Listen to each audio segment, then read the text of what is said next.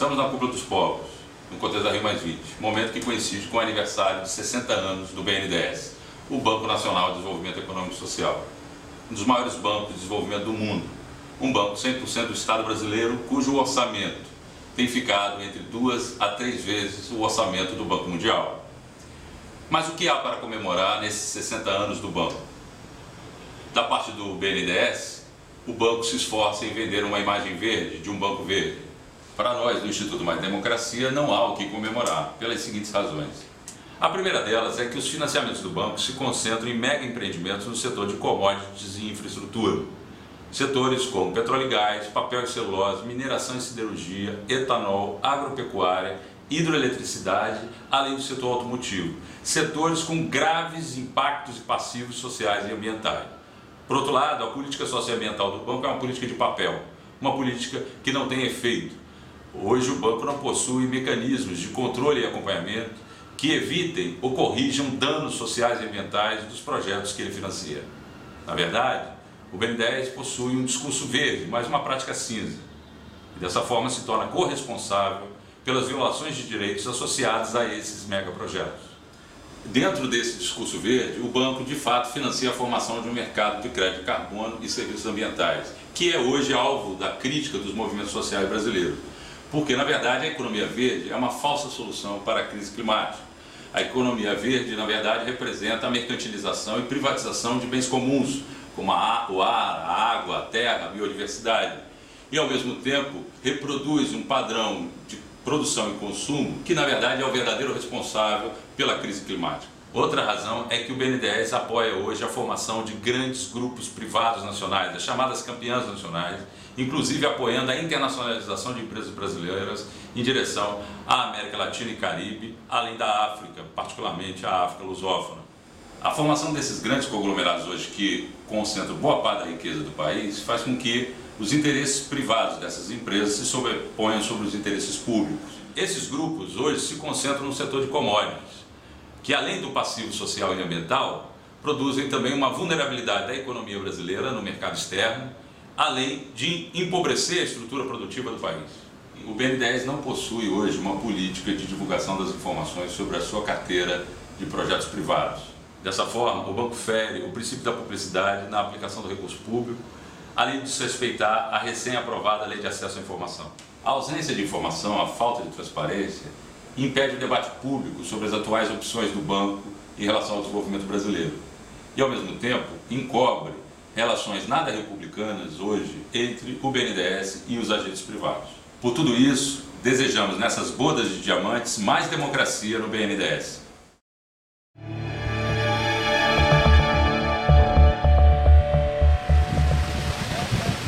Xingu, na língua camaiurá, quer dizer água limpa. É também o nome do rio que nasce no Mato Grosso e percorre 2.000 quilômetros até o litoral do Pará. Nas suas margens vivem dezenas de milhares de pessoas, para quem o rio Xingu é fonte de alimentos, lazer e transporte. Porém, o governo brasileiro planeja construir na volta grande do Xingu, a poucos quilômetros de Altamira, a hidrelétrica Belo Monte.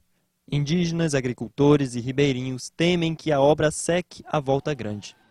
Então nós estamos sendo desrespeitados nossos direitos de sermos ouvidos. E nós queremos que o povo indígena, todo um conjunto, seja ouvido para colocar suas opiniões, a nossa opinião contrária a esse empreendimento, porque ele não tem viabilidade econômica, ele não tem viabilidade social nenhuma. Neste parecer de novembro passado, funcionários do órgão ambiental já admitiam desconhecer o volume de água na Volta Grande, o número de pessoas que migrarão para Altamira e se os peixes do Xingu vão sobreviver à canalização do rio. A falta de diálogo e a pressa da Eletronorte para o início da construção da hidrelétrica também geram protestos. Apesar das reclamações, o projeto orçado em 20 bilhões de reais avança rápido. O Banco Nacional de Desenvolvimento Econômico e Social comprometeu-se em financiar 80% de Belo Monte.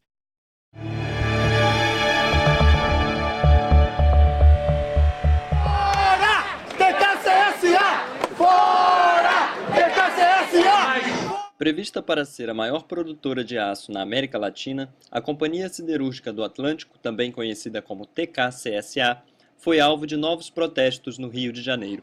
Em menos de 6 meses e antes de receber a licença de operação definitiva, a siderúrgica já foi multada 2 vezes por danos sociais e ambientais. Desde a elaboração dos estudos de impacto ambiental, relatório de impacto ambiental, que pesquisadores da Fiocruz constataram que esses estudos não foram consistentes. O protesto aconteceu em frente ao prédio da Secretaria Estadual do Ambiente, onde também funciona o INEA, órgão que atestou a viabilidade ambiental do empreendimento em 2010. Com graves danos à saúde, o comprometimento da pesca e a constante emissão de fuligem, os moradores vizinhos à usina não reconhecem a licença concedida pelo órgão ambiental e pedem maior transparência sobre as exigências feitas à empresa. A TK-CSA é fruto de uma parceria entre a alemã ThyssenKrupp e a brasileira Vale.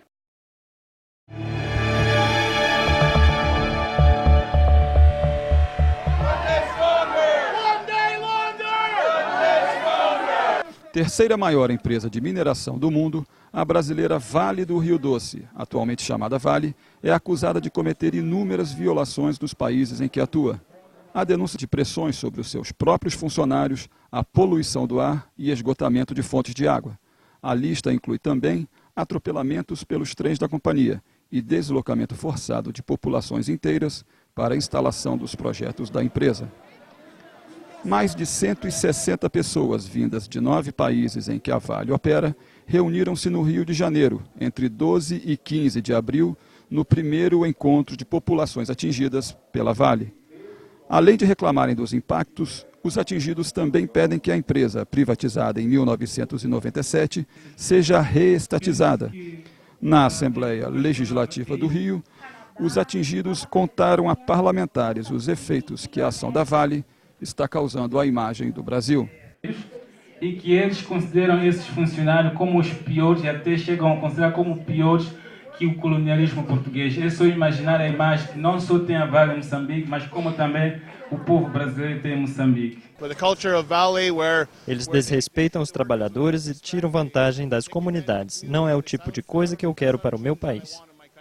Durante o encontro, os atingidos pela Vale também denunciaram que os governos dos países em que a companhia opera, inclusive no Brasil, não levam em conta os impactos causados e chegam até a financiar a empresa. O BNDES deve ser mais cauteloso na concessão de empréstimos, porque hoje o banco exige somente a concessão da licença pelo órgão ambiental.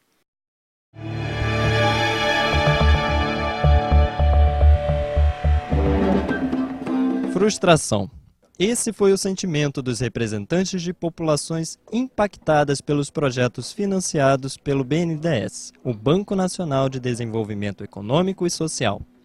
Reunidos na tarde desta quarta-feira na sede do banco, eles foram recebidos pelo presidente da instituição, Luciano Coutinho, mas não saíram satisfeitos. Ele não disse nada que nos agradasse ou que desse uma resposta positiva para nós, mas ele ouviu contundentemente intervenções, realidades sofridas de pessoas, de povos que estão sendo atingidas, que estão sendo mortas por os projetos financiados por este banco.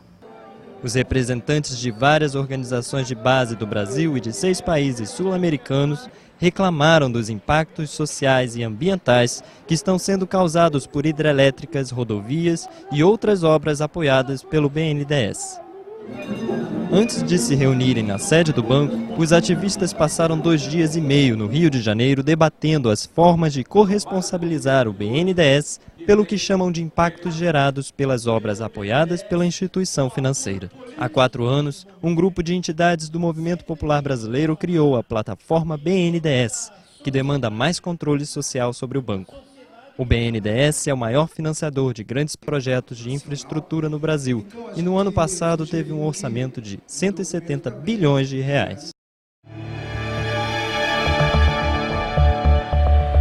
Eu sou moradora da comunidade Vila Autódromo, é uma comunidade tradicional de pescadores na área ali do Rio Centro. É a reunião da cúpula dos povos que vai contestar esse modelo de economia, esse modelo de exploração financeira, esse modelo de enriquecimento em cima do empobrecimento do trabalhador, empobrecimento do homem do campo, do homem da cidade que não tem acesso aos benefícios da cidade.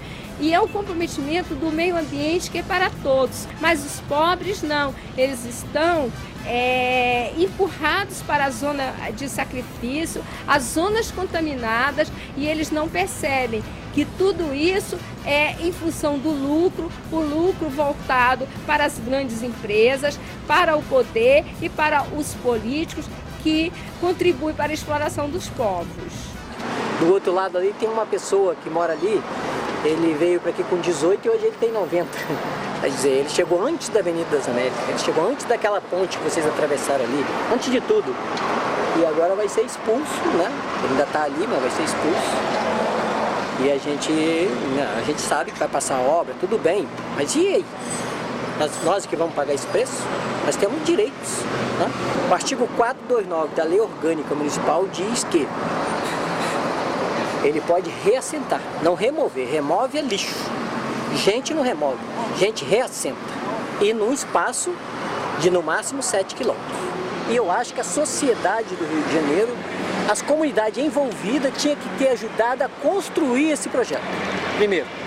E segundo, que houvesse um pouco mais de justiça com as pessoas que estão sendo tiradas dos locais. E outra coisa é que houvesse um pouco mais de dignidade nessa construção de relação entre o reassentamento das pessoas, que não está acontecendo. É um despejo. Estou querendo fazer valer o meu direito. Eu tenho o direito e tenho que buscar ele. Só vou fazer, senão a Constituição brasileira, essas leis, ficam letras mortas.